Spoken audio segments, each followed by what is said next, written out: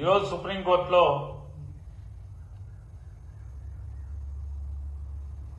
బెయిల్ని తిరస్కరిస్తూ ఇచ్చినటువంటి బెయిల్ ఆర్డర్లో ఒక మంచి మాట సుప్రీంకోర్టు న్యాయమూర్తులు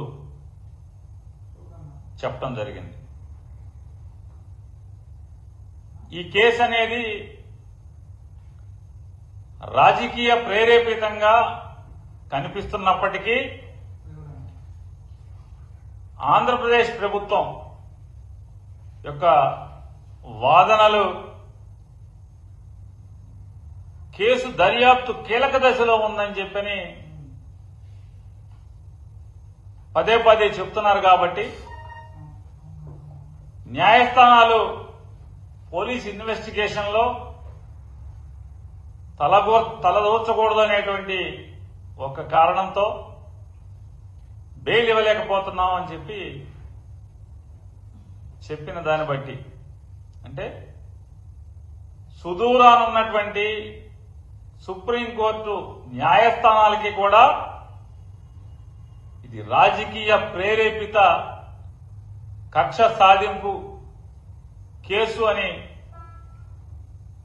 అర్థమైన పరిస్థితులు మనకున్నాయి. కానీ ఇక్కడున్న మీడియాకి మాత్రం ఎవరికి దాని మీద పొరపాటును కూడా ఇది కక్ష సాధింపు అనే కనపడదు. ఎందుకంటే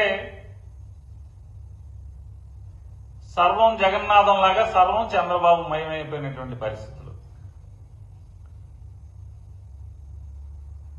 సాధారణంగా ఎక్కడైనా ఒక పోలీస్ కేసు లేదా ఒక పిటిషన్ వస్తే పిటిషన్ నుంచి ఏ ఇన్వెస్టిగేషన్ ఏజెన్సీ అయినా అది సిబిఐ అయినా లేదా సిబిసిఐడి అయినా లేదా మరో ఒక పోలీసు అధికారి అయినా ఆఖరికి ఒక సబ్ ఇన్స్పెక్టర్ అయినా ఒక్కొక్క ఆధారాన్ని సేకరిస్తూ ఆ సేకరించిన ఆధారాలని బట్టి ఎవరెవరి పాత్రలు ఉన్నాయో ఆ రకంగా కేసును బిగించుకుంటూ వెళ్తుంటారు. కానీ ఇక్కడ అంత ఆత్రం జగన్మోహన్ రెడ్డి గారే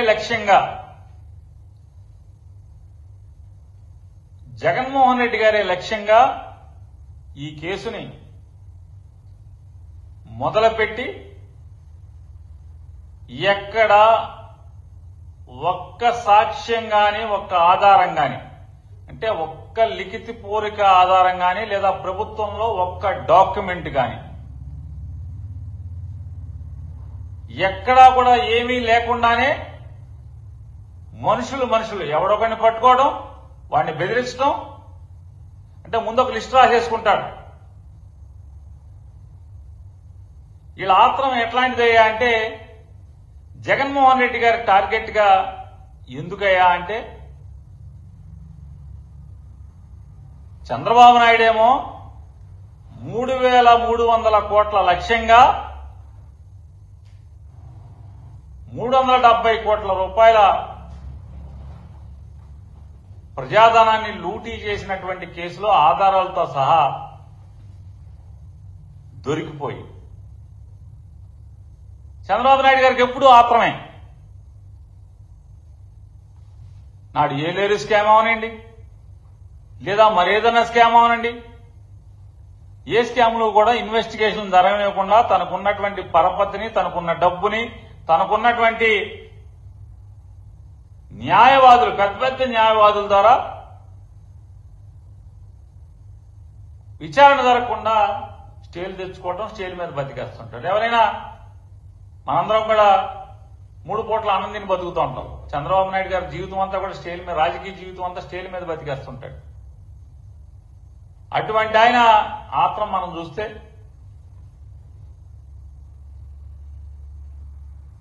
స్కిల్ స్కామ్ లో కూడా అదే ఆత్రం.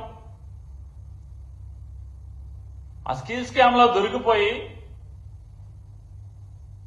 50 రోజులు పైబడి 50 రోజులు 60 రోజులు జైల్లో ఉన్నాను కాబట్టి జగన్మోహన్ రెడ్డి గారిని కూడా నేను 60 రోజుల్లో ఎంతోమంది నాకన్నా ఒక్క రోజన్నా జైల్లో పెట్టించాలి. ఈ తాపత్రయం మినహా మరి జనానికి ఏం మాట ఇచ్చాం, లేదా ఈ రాష్ట్రానికి ఏమేం చేస్తా అన్నాం, సంపద సృష్టిస్తామని చెప్పని రీళ్ల మీద రీళ్లు చెప్పి అరిగిపోయిన రీళ్ళు వెళ్ళే సందు గొందు లేకుండా ఊరూరా సంపద సృష్టి అని చెప్పుకుంటూ తిరిగారు కదా. ఆ సంపద సృష్టి లేదు, జనాలకు ఇచ్చిన హామీలు లేదు, ఈ రాష్ట్రంలో అభివృద్ధి లేదు. లేదా జగన్మోహన్ రెడ్డి గారు మొదలుపెట్టి సగంలో వదిలేసినటువంటి అభివృద్ధిని కొనసాగించడం లేదు, అన్ని ఆపేయటం, అమ్మేయటం.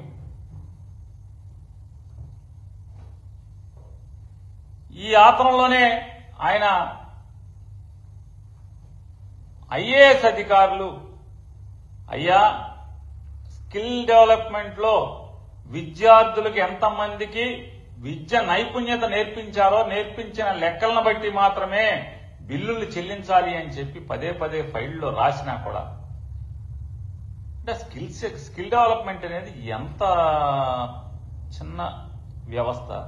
దానిలో ముఖ్యమంత్రి అనేవాడు 5 సార్లు 6 సార్లు మీటింగ్లు పెట్టి ప్రత్యేకమైన మీటింగ్లు పెట్టి డబ్బు ఇచ్చేయండి అని చెప్పని సంతకాలు పెట్టి, ఎవడు పెట్టాడు ఈ సంతకాలు? నువ్వే కదా, ఫైల్ నీయే కదా. స్కిల్ డెవలప్మెంట్ లో సంతకాలు ఎవడే? నువ్వే సంతకాలు పెట్టావు పేమెంట్ ఇచ్చేయమని చెప్పి. వాళ్ళు చెప్తున్నారు అయ్యా ఇది ఇంతవరకు ఎక్కడ సెంటర్లో ఓపెన్ చేయలేదు, పిల్లలకి ఎక్కడ నైపుణ్యం ఇంకా నేర్పించలేదు, ఎంతమందికి నేర్పించారనే లెక్కలు కూడా మన దగ్గర లేవు కదా, కనీసం ఒక్కసారి చూద్దామన్నా కూడా నోరు మూసుకొని నేను చెప్తున్నాను, ముఖ్యమంత్రిగా చెప్తున్నాను, ఇచ్చేయండి డబ్బులు ఇచ్చేయండి క్లియర్ గా ఆఫీసర్లు అందరూ రాశారు. ఈ పద్ధతులు ఆచరించాల్సినప్పటికీ ఈ రాష్ట్ర అధినేత అయిన ముఖ్యమంత్రి గారి ఆదేశం మేరకు డబ్బు చెల్లించేస్తున్నామని చెప్పని చెల్లించేశారు. ఇది దొరికావు. అప్పుడు అంతే కదా,